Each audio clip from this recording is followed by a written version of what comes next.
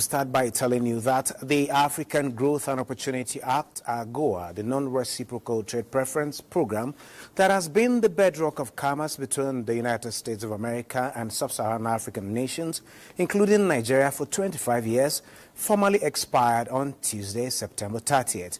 And 2 days after, no formal comments from U.S. officials, despite broad bipartisan support in Washington and urgent appeals from African leaders. U.S. congressional gridlock prevented a renewal before the deadline, and the implication is that no more duty-free access to thousands of African products, and the most hit will be the apparel and textile sectors of countries like Kenya, Lesotho, and Madagascar. This is as these industries were built almost entirely on the stability of AGOA's preferences. Let's see what the next days will prove on the market.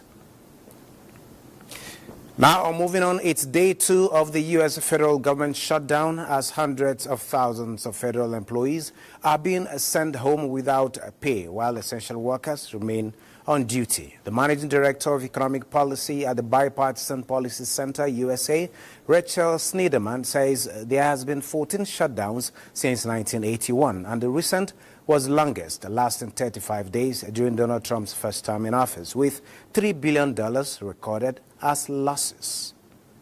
Even rental assistance for low-income Americans has been impacted.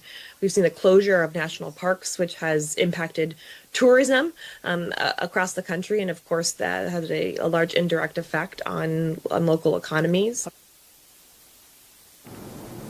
Looking at the stock market in Nigeria, investors kicked off the month of October with a gain of 170.71 billion naira as the all-share index grew by 0.19%. The slight rise signals continued bullish momentum in the market, leading to market capitalization that now stands at 90.75 trillion naira, the biggest after South Africa and Egypt. And looking at the South African market dipped today by 0.58%, while the Tunisia 2 index also dipped by 0.29%. That is it on business at this time.